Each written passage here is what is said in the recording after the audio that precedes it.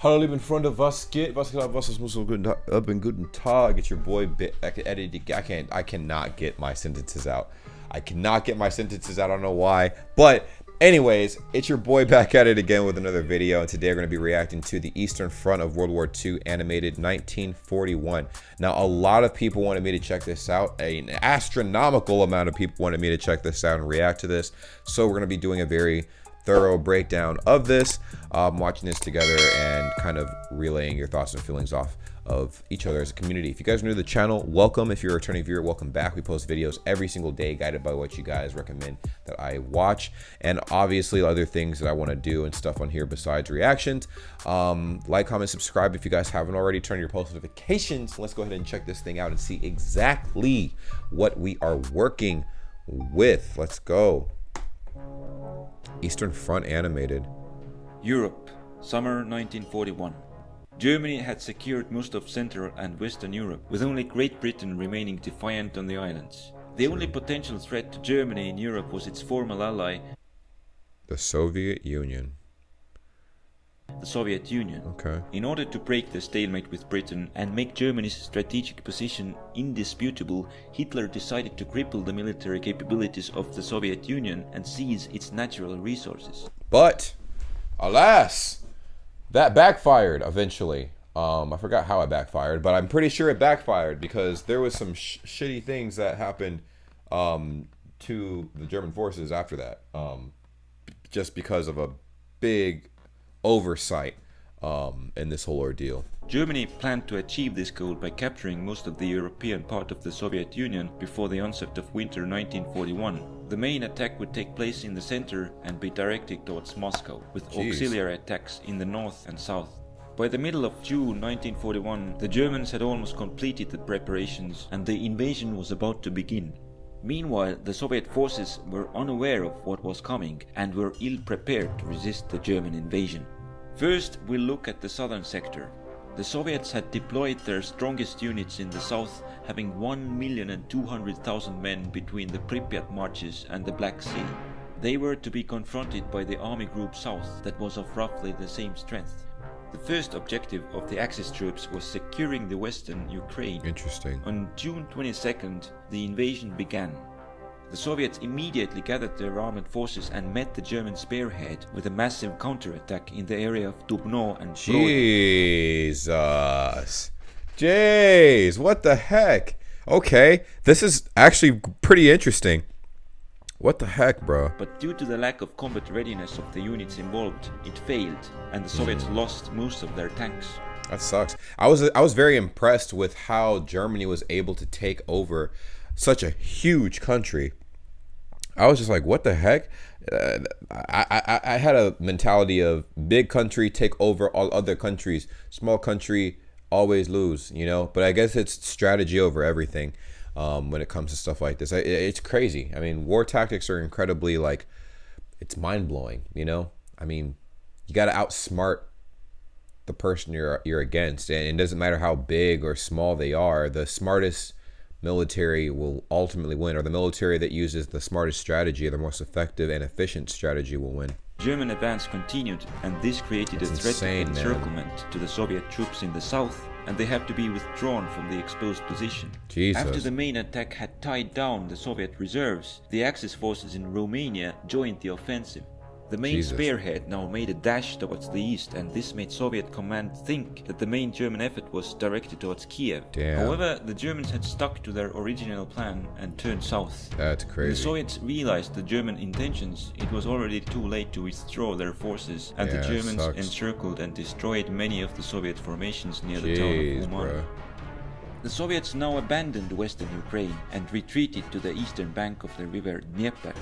They deployed the first wave of freshly mobilized troops to establish... Bro, what was the population of the people in Russia at the time? Like, they're really getting mowed down by, like, that's, I guess I already made my statement, but that's crazy to me. What? Defense on the river line and also cling to the port of Odessa.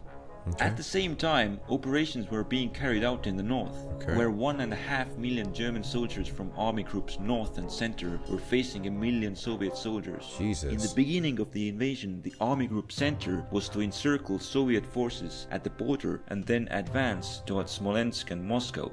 Meanwhile, Army Group North was to advance directly towards Leningrad, threatening to trap the Soviet forces between them and the sea. On June 22nd, the Germans attacked. The Soviet Western Front was deployed forward, and during the first days of the war, the German forces encircled most of its formations near the towns of Bialystok and Minsk.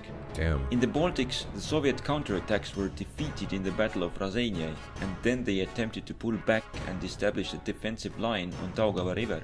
But the Germans reached the river before them and pushed onwards, threatening the Soviet units in the west with encirclement. Jeez. At the same time, Army Group Center had finished encircling the Soviet Western Front, and its infantry units began to reduce the pockets, while its armored forces advanced eastwards almost unopposed. The Soviets attempted to plug the gap by deploying most of their pre-war reserves to counter them, but it was not enough, and as the German offensive continued, their armor broke through the Soviet lines and trapped these units near Smolensk. I'm pretty sure that after all of this was said and done, because I think they're dating when all of this happened. This happened around July, and they were going crazy. They were having a nice little dandy old time taking over most of Russia. But the harsh winters is what ultimately put a halt to all of this. Like literally, I think Russia was already ready for that. They're like, well, we know how to deal with the winters here, bro. I don't know if y'all know nothing about our winters, but I'm waiting for them to bring that up. Because look at the dates here. Look at the dates.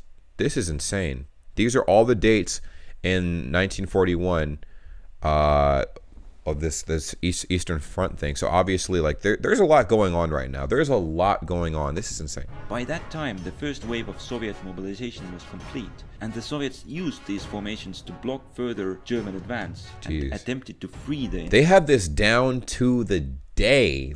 This is insane. I just noticed that. They have a timeline up here. Wow. Circled troops. However, the performance of these newly created units was lackluster, and they were unable to liberate the pocket. The Germans managed to close it up and eliminate it. The Germans had gained the upper hand in the central part of the front, and now they were faced with two options. They could continue the push towards Moscow immediately, or secure the flanks of Army Group Center first, and then continue the offensive eastwards. They decided to do the latter, and the armored formations of Army Group Center were this sent is probably what to ruined aid a lot of neighboring army the groups. During this time, battles had been raging in the north, where Army Group North had failed to pull out large encirclements, and their progress was slowed down by the Soviet counterattacks and bad infrastructure. Nevertheless, they were making slow but steady progress, and after securing their left flank, they reached the approaches to Leningrad. When the help from Army Group Center arrived, they were able to perform the final push and cut off the land-based communications to the city. Further north, Finland had entered the war against the Soviet Union on June 25th. Jeez, bro. God, how are they getting so many people to ally with them? That's insane. Oh my gosh. Troops took advantage of the Soviet defeats by taking back the lands lost in the Winter War. Oh, After that makes sense. They established forward defensive positions between the lakes. Wild. Even further north, the Finnish and German troops attempted to capture the Soviet port city of Murmansk and cut the Murmansk railway in order to sever the Allied supply route to the Soviet Union. However, their attacks became bogged down in the rough terrain short of their objectives. Dang. The front became static.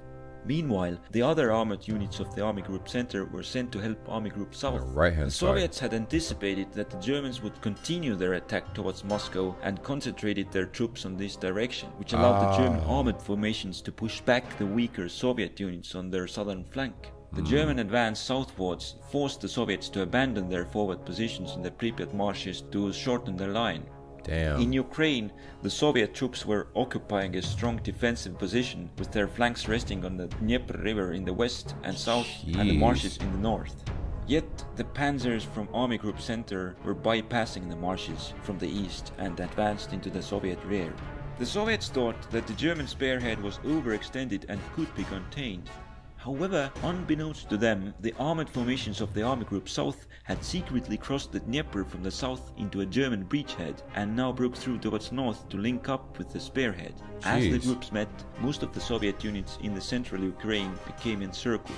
750,000 men were trapped in the pocket. Jeez, 750,000 men, what the heck? So they're making like moves. They're making schmoves, man. Like, what the heck? The Soviet forces in Ukraine had been severely weakened. After these operations, the flanks of Army Group Center was... Listen. I don't care what y'all say. From what I've heard, well, I do. I care what they have to say, obviously, but it's. I heard that obviously, like, and as we heard earlier in the video, most of the troops in Russia were focused around Moscow, like. Hell or high water, they needed to protect that at all costs. It's almost like, taking at the king, like, I mean, the central the Germans didn't have enough portion time to of reach the objectives set in the beginning of the campaign. Oh, and dang. they decided to go for more limited goals. In order to reach them, they began a full-scale attack along the whole front. Jeez. In the south, the Soviet resistance had been crippled with the recent encirclement, and this allowed the Germans to carry out another encirclement, trapping part of the Soviet forces on the coast of the Black Sea. Then they pushed onwards and established their control over the resource-rich areas of the eastern Ukraine and conquered the Crimean Peninsula, with Soviets abandoning Odessa but clinging on to the port of Sevastopol. At the same time, the German forces were pursuing their objectives in the north. Jesus. Their goal was to sever the remaining supply route to Leningrad and link up with the Finnish forces. The initial advance was successful and reached its first goal by cutting the railway line supplying the city. Okay. The main German effort was in the center. All this time the Soviets had anticipated an attack on Moscow and had deployed 1,250,000 mobilized troops to the sector. I figured. So that makes a lot of sense. That's where all their main power was. Like they had kind of scattered out factions throughout Russia, but their main focus was protecting Moscow. And I'm pretty sure this is where they were able to push back the hardest. I'm pretty sure, if I can remember correctly, they were not able to take Moscow so easily, and I don't think they ever did take Moscow. During the German operations Germans weren't on able the to do flanks, it. they had even somewhat managed to push Army Group Center back to improve their defensive perimeter, but by the end of September, the German armor had finally returned to the center and proceeded to carry out a new attack. Oh, dang. Once again, near the towns of Vyazma Dang. and Bryansk, the Soviet troops were encircled, and this resulted in halving the Soviet strength on the front. Oh my After reducing the God. pockets, the Germans closed their distance Wow, to Moscow. Then they attempted to encircle wow. Moscow with a two-pronged attack.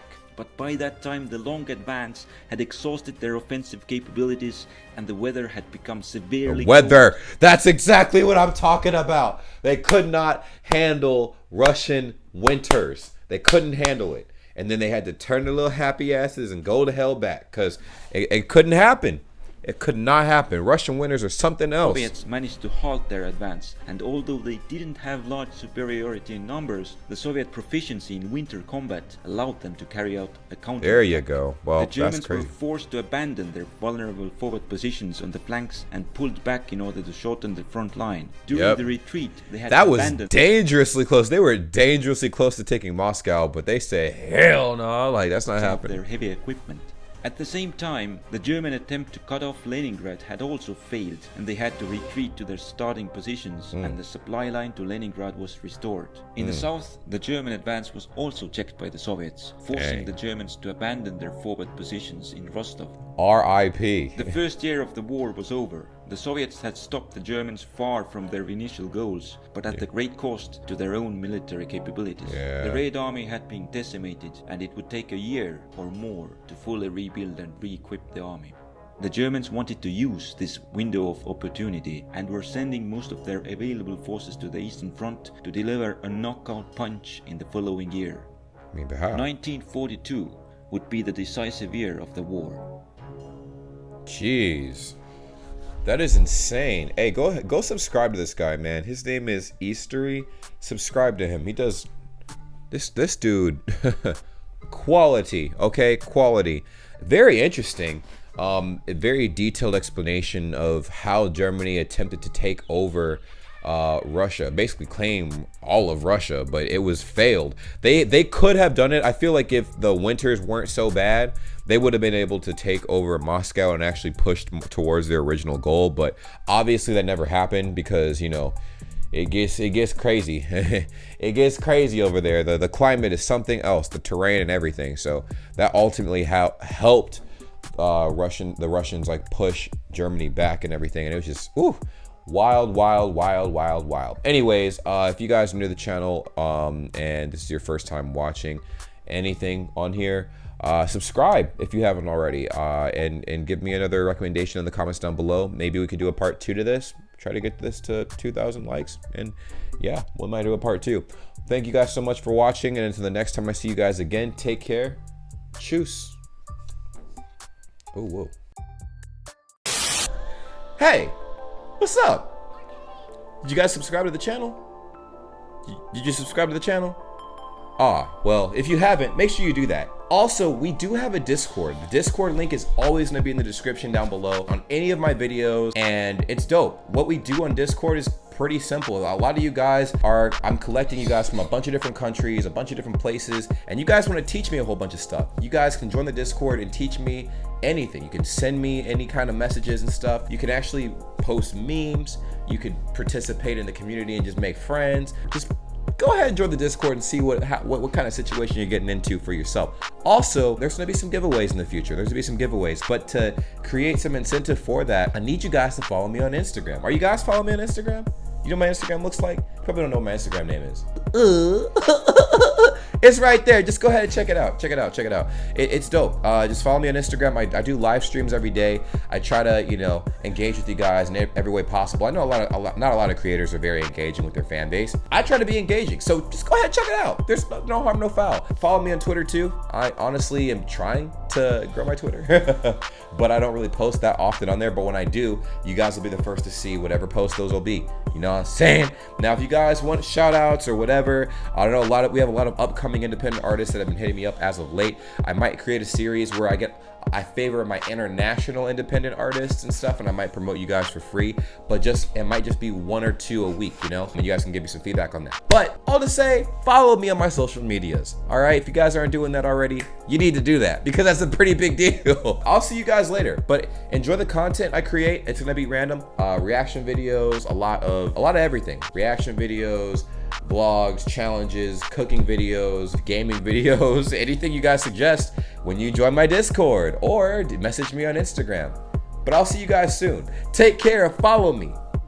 Peace!